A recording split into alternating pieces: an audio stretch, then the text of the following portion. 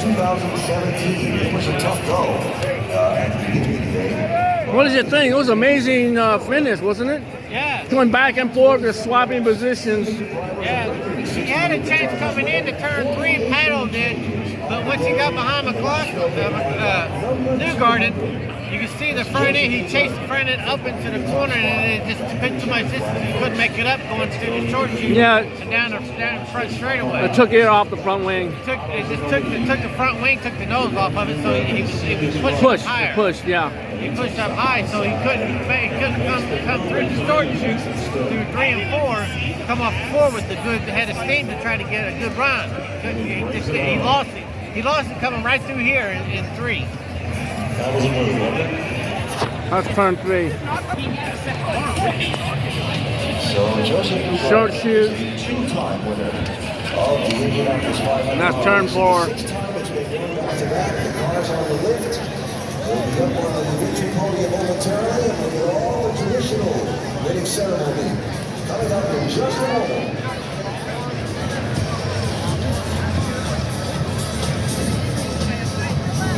Who's your driver? Did you have a driver or team you were rooting for?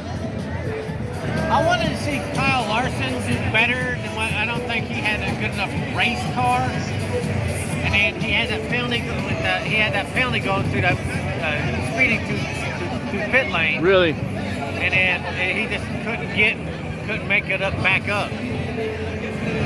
He's an amazing driver, drives anything, but I don't think he had as good as the race car as he did the qualifying car. Yeah, race trim and qualifying trim are two different things. You got 2 different shocks, springs, weight jackers, I mean everything, the whole thing, the wings. So I mean it's just, the worker bill's different from qualifying to race trim. I just don't think he had as good as a race car as he needed to move forward and be in better contention. So you know a fair amount of the technical details. Yeah, I've been around racing pretty much my whole life in some form or fashion. What do you follow? Short dirt track racing? I work with a lot of short track guys, figure 8 racing at the Speedrome, Anderson. I've been throughout the whole Midwest basically. Florida, Alabama, Georgia. Where are you North from? Carolina. I'm right here. I'm from Indy. Born and raised. How many Indy 500s do you have under your belt? I don't know, maybe 10 or 12. Pretty good. This is his second one. He's a senior in high school this coming school year, so. Is he going to college studying mechanical engineering? No, he wants to learn criminal law. He wants to become a police officer and eventually work his way up to being a detective. Really? That's kind of his passion. Mm-hmm. My baby's the last one in the house. Really? Yeah. How old are you? I'm 50. Yeah, I'm 65. Well, my dad will be 70 in a couple of weeks, I think. And then my mom will be 70 at the end of July.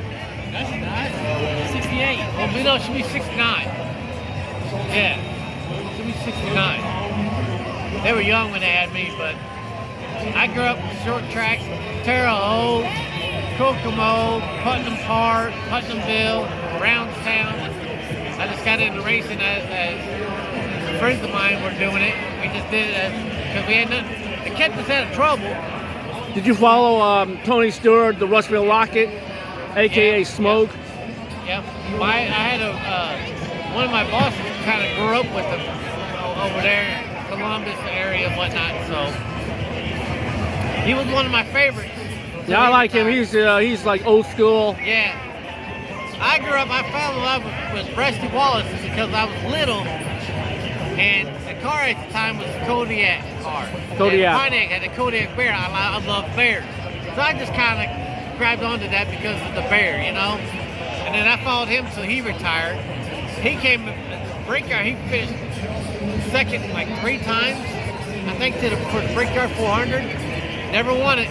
Finished behind Jeff Gordon 1 year. Finished behind Dale Earnhardt 1 year. I think Joe Jarrett another year he finished second to them. Never could get it done. Always had fast cars, so just kind of I grew up around it. He's kind of coming into it. He's developing some interest because I think he's getting older and he's just trying to learn different things in life. And this is mine, so he's just kind of listening to me. And you know, this is his second year in a row coming out here. And he came to me last year wanting to go. Or I asked you to go, and you was like, yeah, sure, let's go. And then, I think that's how it went. I think you asked me to go, and then we went, we had a good time, and then we said we're definitely going next year. Yeah. Last year they had all the traditions, all the ceremonies, all the pre-race stuff. Upon like this year, they had the rain cutting all that stuff out. And the flyover was what really got him last year because what was it? Was it the B1 that flew over last year? I think so, yeah. And they came over like super close. And he was just kind of like, And he was kind of amazed, 300, 400,000 people during the national anthem. Nobody spoke a word, and he was amazed by it. How did that many people not say a word?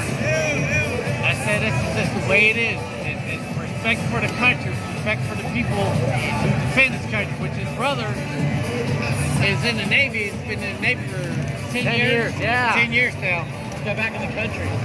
He just got back from Italy a year ago? I think About 6 months to a year ago. Yeah. And he's stationed down in Tampa doing work for the Navy down in Tampa, so he's still active duty.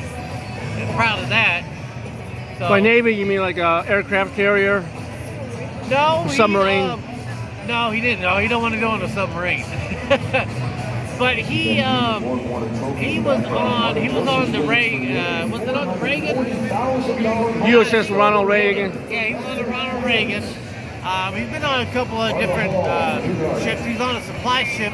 The one that caught on fire about 3 or 4 years ago in San Diego. I can't remember the name of that ship that he was on. It was his first ship. Gerald Ford or something? No. Yeah. But it was in San Diego for maintenance, to refurbish and Yeah. But that's, he's my oldest. He's always been a good kid. Did okay in school. But he needed that niche, that direction. Navy was his direction. So. You're a Cincinnati Reds fan? No. I got this hat and I found out this is the Indiana Clowns. And I didn't realize it, but they were a part of the Negro League, but for Indianapolis. Which I was like, and I like the colors on it. That's why I got it. Yeah. But I didn't realize. I was like, hold up, the Indiana Clowns. I googled it, but they were the part of the Negro League in that era, and they played at the old Busch Stadium. So, but I just like the hat. And then I was like, I did a little history on it. I was like, all right, this is cool. I can deal with this.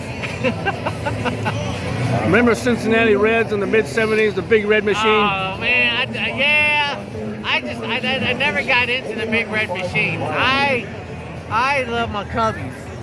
I grew up in Illinois, so it was always the lovable loser. Yeah. Remember the lovable losers? Yes. And then you had Harry Carey, who was usually ended up drunk by the 7th inning and couldn't do that. Who was that? Jack Brickhouse. Remember him? Yeah. That guy was cool. Yeah. I think it was Andre Dawson and Mark Grace and Rhino, Ryan Stamberg. Ryan Stamberg, yeah. God, I can't remember that guy who he was a redhead. But he was a reliever. He wasn't a starting pitcher. And then you had Maddox started his career in Chicago. Obviously, had a stellar career in Atlanta. But I just grew up as a Cubs fan. I couldn't stand the Reds. Then they hired Andrew Friedman, the former general manager of the Red Sox, and that they won the World Series in 2016. They hired a professional. They hired somebody who knew how to look for talent. He knew how to find talent. Right, exactly. Sure. You need talent. You need management. Yep. Okay, Sun Tzu Art of War. There are 5 conditions for victory: weather, terrain, leadership, military doctrine, in this case baseball tactics, and number 5, the most important, will of the moral influence, the will of the people. Yeah, you know, and they brought in Theo to do all that, and he did it, and then he was just like, he just retired from baseball. He ain't even in baseball no more.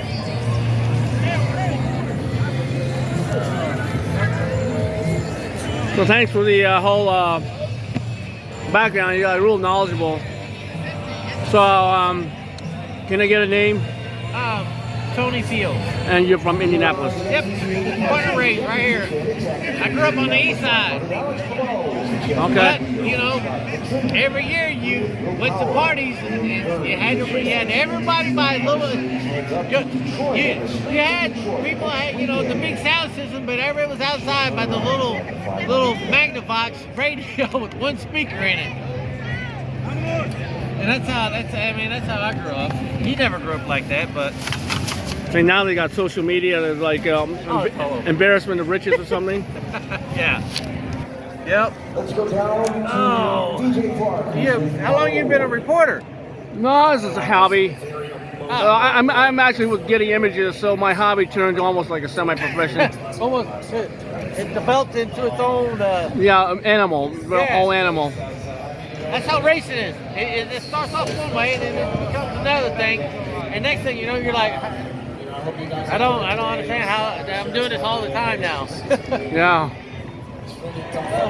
About ready, Bob? Hey.